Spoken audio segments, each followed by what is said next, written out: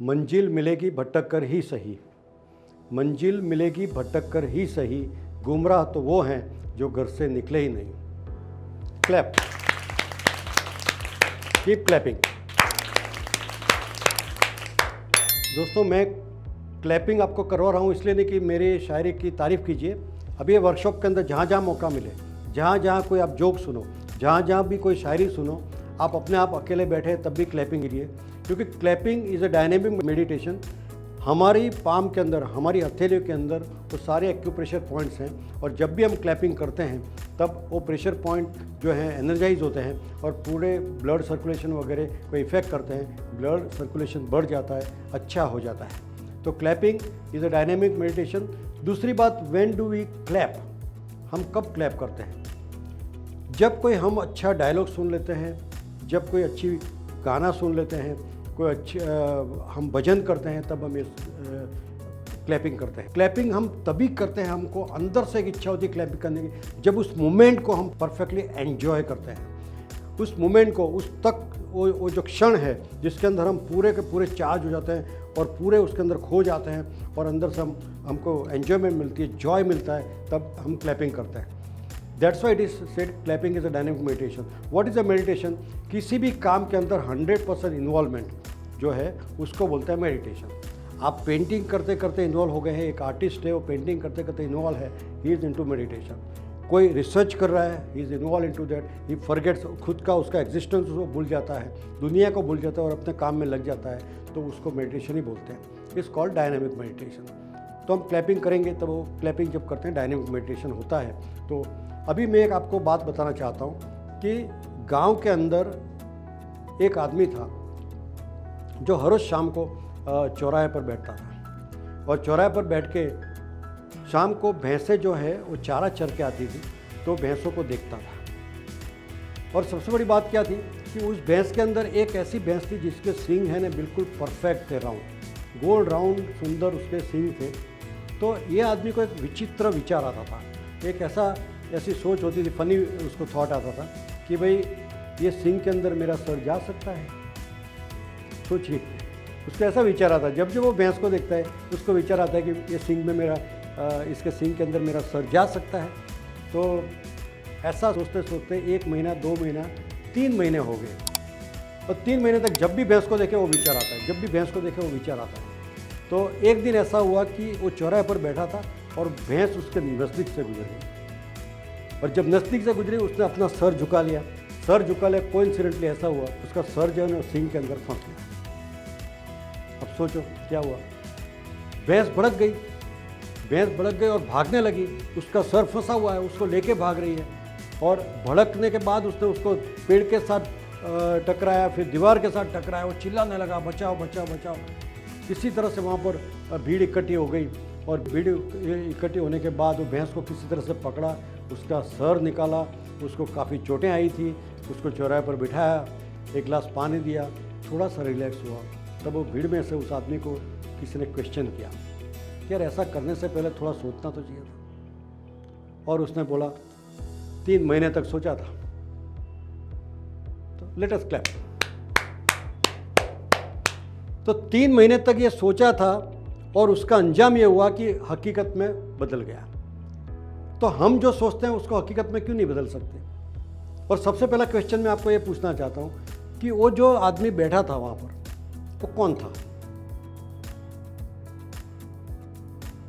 आप सोच में पड़ गए। मैं आपको बता रहा हूँ, वो आदमी हम ही थे।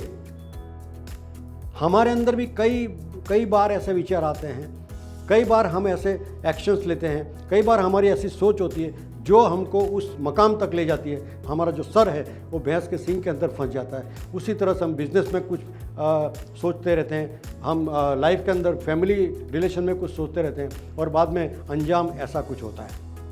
मैंने भैंस का ये एग्जांपल इसीलिए दिया कि आपको याद रहे कि उनमें से हम लोग भी हैं। कभी कभी हमारे दिमाग के अंदर विचित्र विचार चलते रहते हैं, और इसीलिए ऐसे कुछ हमारे हादसे बनते हैं, हादसे होते हैं हमारी लाइफ के अंदर। तो उसको ये कंट्रोल करने की बात है। एक सक्सेसफुल, हाईली सक्सेसफुल आदमी को किसी ने पूछा था कि what is the secret of your success? जब उसको पूछा गया कि what is secret of your success, तो ही सेज कि I have jumped on to my opportunities, मुझे जो तक मिली उसको मैंने जंप मार के पकड़ लिया। तो सामने से उसने क्वेश्चन पूछा कि भाई आपने जंप कैसे मारा, आपको कैसे पता चला कि वो आपकी अपॉर्चुनिटी है? तो उसने जवाब दिया कि मुझे नहीं पता चला, जो भी अपॉर्चुनिटी मुझे मिली मैंने उस जंप मार दिया। Means you have to keep jumping. हर बार सफलता नहीं मिलती, हर अपॉर्चुनिटी को ट्राई करने से कहीं ना कहीं वो अपॉर्चुनिटी के साथ मैच होकर आपको सफलता मिल जाती है। बराबर। किसी ने ऐसे एक सफल आदमी को पूछा कि भाई मैं जो भी करता हूँ उसमें फेल हो जाता हूँ, जो भी मैं करता हूँ उसमें फेल होता हूँ, तो how do I really get a success in life like you, आपकी तरह मुझे सफलता कैसे मिले? तब उसने एक लाइन में जवाब दे दिया, डबल योर फेलियर्स, आपकी जो निष्फलता है उसको डबल कर दो। मीन्स अभी तक उतनी निष्फलता आपको मिली नहीं है जितनी सफलता के लिए चाहिए। मीन्स एवरी एफर्ट जो है वो जरूरी नहीं कि सफल बने। आप साइकिलिंग जब सीखते थे तो ऐसा नहीं था कि आप पहली बार साइकिल सीखे और आपने सीख लिया, कई बार गिरे, कई बार उठे, कई बार खड़े हुए, बाद में मास्टरी आती है। There are no failures, there are only experiences. जिंदगी के अंदर निष्फलता नहीं होती है, सिर्फ एक्सपीरियंस होते हैं, अनुभव होते हैं। वो अनुभव ही एक दिन उस जगह पर ले जाते हैं कि फिर आपको सफलताएं मिल जाती हैं। वर्ल्ड का एक सर्वे किया गया था जिसके अंदर जो सक्सेसफुल लोग हैं, जो सफल लोग हैं, उनका सर्वे किया गया। तो सर्वे में पता चला कि every successful man average in his life has failed 17 time. हर सफल आदमी 17 बार अपनी जिंदगी के अंदर फेल हुआ है। अगर आपकी निष्फलताएं 17 बार अभी आप तक फेल नहीं हुए तो समझ लो आप राइट ट्रैक पर। ओनली जैसे मैंने आपको कहा कि भटक कर ही सही, मंजिल मिलेगी एक दिन। गुमराह तो हुआ जो घर से निकले ही नहीं। तो आपको एफर्ट्स आपको लगाने पड़ेंगे और एफर्ट्स आपको कंटिन्यूस रखने पड़ेंगे, तभी आपको सफलता मिल सकती है। आपने सुना होगा कि अब्राहम लिंकन ने 32 बार इलेक्शन में वो फेल हुए थे, 32 टाइम्स। कई लोग हैं जो 1 बार, 2 बार, 4 बार, 5 बार फेल होने के बाद छोड़ देते हैं एफर्ट्स को, लेकिन उसने 32 टाइम्स ट्राई किया। और 32 टाइम्स ट्राई किया तो अंजाम क्या है, वो सीधे अमेरिका के प्रेसिडेंट बन गए। World's most powerful president and of most powerful country, दुनिया का सबसे पावरफुल कंट्री का वो प्रेसिडेंट बना 32 बार फेल होने के बाद। तो आपको ये सोचना है। मैं आपको एक छोटा सा एग्जांपल देता हूँ कि efforts, consistency is the king. आपको किसी भी चीज़ के पीछे कॉन्स्टेंटली आपको कंसिस्टेंसी रखना है तो उसमें आपको सफलता एक न एक दिन मिलेगी। फेलियर को आपको अपने एक्सपीरियंस के तौर पर लेना है, आपका एजुकेशन के तौर के ऊपर लेना है। और क्योंकि हर बार अगर जो पॉजिटिवली आप लेते हो, तो जैसे मैंने अपने बुक का सबटाइटल भी दिया कि जो सूरज बनकर डूबता है वो सूरज बनकर ही उगता है। अगर आप फेल भी होते हो लेकिन उसमें एक्सपीरियंस गेन करते हो, that is called failing forward. अगर आप हर फेलियर से एक्सपीरियंस लेते हो तो ये हो सकता है। तो थॉमस एडिसन ने कम से कम 1000 से ज़्यादा बार मेटल कॉम्बिनेशन को ट्राई किया, इससे ट्राई किया, उससे ट्राई किया।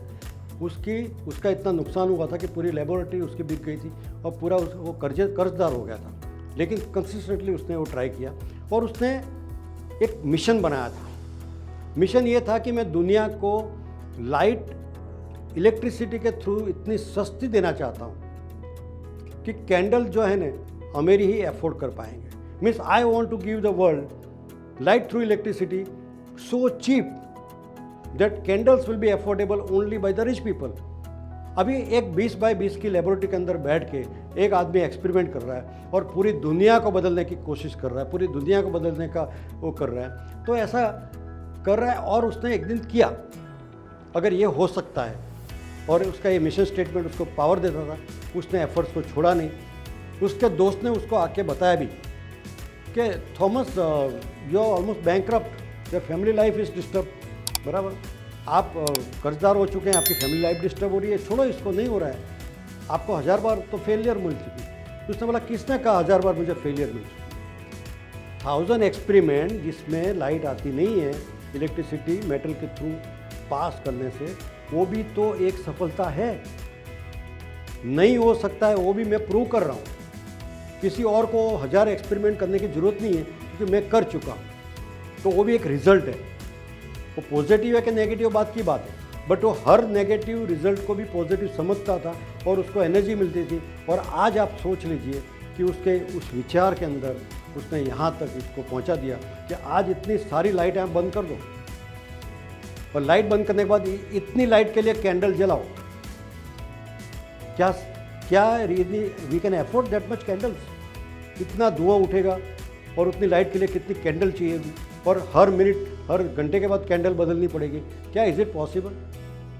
तो दुनिया को उसने 20 बाई 20 के रूम के अंदर बैठ के एक सोच तैयार की और वो सोच की वजह से ये बदल गया। और उसका जो विज़न था, उसका पावर था, जिसकी वजह से सफल हुआ। तो हम लोगों को भी ये बात समझनी चाहिए कि हमारा एटीट्यूड टुवर्ड्स द फेलियर वो बदलने की इसके अंदर बात है। और उसको वो कैसे कर सकते हैं? It is basically A thought. एक आदमी को थॉट आया कि मेरा सर भैंस के सींग के अंदर जा सकता है, और अगर वो सोच कॉन्स्टेंटली उसने 3 महीने तक बनाए रखी तो एक दिन उसने जो सोचा था वो हो गया। हमें क्या सोचना है? Because every thought will create action, action will create a habit, habit will create a character and a character will decide the destiny. हम हमेशा बोलते रहते हैं कि भाई मैं इसकी वजह से फेल हुआ, उसकी वजह से फेल हुआ, नसीब ने मेरे को साथ नहीं दिया। कहते हैं कि success is not matter of luck, success is matter of law. सफलता जो है वो किस्मत की बात नहीं है, सफलता कानून की बात है। और इसलिए मैंने तो एक रिक्शा के पीछे लिखा हुआ पढ़ा था कि मत कर यकीन अपने हाथों की लकीरों पर, मत कर यकीन अपने हाथों की लकीरों पर, नसीब उनके भी होते हैं जिनके हाथ ही नहीं होते। क्लैप। तो ये कहने का मतलब है कि हम ये कहते हैं हमने अपने हस्ते मुशक्कत से बनाई अपनी तकदीर, तुम भी अपने हाथों की लकीरों को मिटा कर तो देखो। तो ये कहने का मतलब है कि थॉट्स, हमारा जो विचार है वो विचार, हमारी एक्शंस, हमारे अंदर दिल में विचार आता है कि मुझे अहमदाबाद जाना है, और हमारे कदम सूरत की ओर बढ़ते हैं। ऐसा कभी होता है? हमारा जो विचार है वो हमारी एक्शंस को डिफाइन करता है। और इसीलिए किसी ने कहा है कि नज़रें बदल डालो तो नज़ारे बदल जाएंगे, नज़रें बदल डालो तो नज़ारे बदल जाएंगे, रुख बदल डालो तो किनारे बदल जाएंगे। कश्तियाँ बदलने की जरूरत नहीं है, कश्तियाँ बदलने की जरूरत नहीं है, रुख बदल डालो तो किनारे बदल जाएंगे, और अगर सोच बदल डालो तो जमाने बदल जाएंगे। ये हमारा कहने का मतलब। Clap, keep clapping for 5 minutes. तो attitude attitude attitude is the everything. और सफलता के लिए हमको ये बात आपको करनी पड़ेगी। और थोड़ी सी सोच जो हमारी अगर हम बदल देते हैं, जैसे कि फॉर एग्जांपल कंसिस्टेंसी का एक एग्जांपल मैं आपको देना चाहता हूँ कि एक गांव था और एक गांव के अंदर बंजारों का एक ग्रुप, गांव के बाहर बंजारों का एक ग्रुप ने कैंप लगाया हुआ था। उसी तरह से दूसरा एक गांव था उसके नज़दीक में जहाँ पर भी बंजारों का कैंप लगा था। अब बंजारों की परंपरा क्या थी कि जब कभी बारिश नहीं आती थी, बारिश लेट होती थी, सूखा पड़ता था, तो वो लोग प्रार्थना के साथ डांस करते थे, फोक डांस। और वो फोक डांस का मतलब ये था कि बारिश को आमंत्रण देना, बारिश को आमंत्रित करना, बारिश को प्रार्थना करना कि भाई बारिश आए। यहाँ का ये गांव का जो ग्रुप था वो भी ये करता था, उस गांव का ग्रुप भी ये करता था। हर साल ऐसा होता था कि उस गांव का ग्रुप जब ये करता था डांस तो बारिश आ जाती थी, और ये गांव का ग्रुप वही डांस करता था, वही प्रार्थना करता था, बारिश नहीं आती थी। अब 1 साल हुआ ऐसा, 2 साल हुआ, 3 साल हुआ। उसके बाद यहाँ के मुखिया को लोगों ने बोला कि यार वो लोग जब भी डांस करते हैं बारिश आ जाती है, और हम लोग जब डांस करते हैं तो बारिश नहीं आती है, तो कम से कम उनसे जाके मिलो और पूछो उनको कि भाई ऐसा क्यों होता है। तो ये मुखिया जो थे उसके पास गया, उसके बाद जाके उसने उसको पूछा कि भाई यार हम डांस करते हैं तो बारिश नहीं आती है, और आप लोग जब भी डांस करते हो बारिश आती है, ऐसा क्यों है? अभी ये जवाब सुनने लायक है। उस मुखिया ने उसको कहा हम लोग बारिश आने तक डांस करते हैं। समझ गए बात को कि बारिश आने तक डांस करते हैं, मतलब जब तक मकसद पूरा ना हो जाए तब तक उस काम को हम छोड़ते नहीं हैं। तो ये जो कंसिस्टेंसी है और ये जो लगे रहना जिसके पीछे कई महीनों तक, कई सालों तक, तब जाके सफलता हमारे कदम चुनती है। हर चीज़ हम जिस अंदाज से, जिस तरीके से लेते हैं उसी तरह से होती है। और हम लोग क्या करते हैं कि हम वो सुनते हैं जो हमको सुनना है। हम वो, जैसे कि कि ओशो आचार्य रजनीश के कैंप के अंदर एक बार एक आदमी टेंट के पीछे छुप के शराब पी रहा था। ये वो चेला था उनका, तो दूसरे चेले ने उसको देख लिया और दूसरे चेले ने जाके आचार्य रजनीश को कंप्लेंट किया कि देखिए कितनी खराब बात है कि आपका चेला है और शराब पी रहा है छुप के। आचार्य रजनीश ने क्या जवाब दिया पता है? तुम ये देख रहे हो कि मेरा चेला शराब पी रहा है और मैं ये देख रहा हूं कि शराबी है जो मेरा चेला बना है।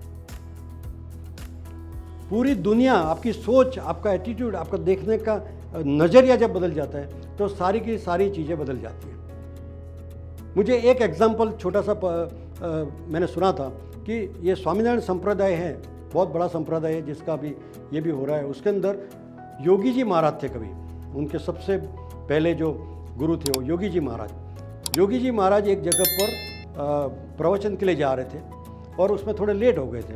काफ़ी लोग इंतज़ार कर रहे, सारे भक्त बैठे थे, पूरा मंडप जो है भरा हुआ था, हजारों लोगों से भरा हुआ था। योगी जी सामने से आए, बीच में से पास हो रहे थे, लोग उनके पांव छू रहे थे, नमस्ते कर रहे थे, उनको प्रणाम कर रहे थे। योगी जी से गलती से एक भक्त को ठोकर लग गई और जब ठोकर लग गई तो योगी जी को बुरा लगा। योगी जी बैठ गए वहाँ पर, वो भक्त से उसने माफ़ी मांगी बराबर और उसके पांव तक छू लिए। तो जो साथ में दूसरे संत थे उन्होंने बोला जाते जाते कि योगी जी ये कुछ ज़्यादा हो गया, मतलब आपसे गलती से उसको ठोकर लगी, आपने माफ़ी मांग ली, ठीक है, आप उसके पाँव भी छू रहे थे, ऐसा तो आफ्टर वो आपका भक्त है, उसमें कौन सी बड़ी बात है। योगी जी महाराज ने जो जवाब दिया वो सुनने लायक। उसने संतों को बोला, आप उस इंसान के अंदर मेरा भक्त देख रहे हो और मैं उस इंसान के अंदर भगवान देख रहा हूँ। तो ये नज़रिया जो है हमारा सोचने का, कितनी बड़ी बात है।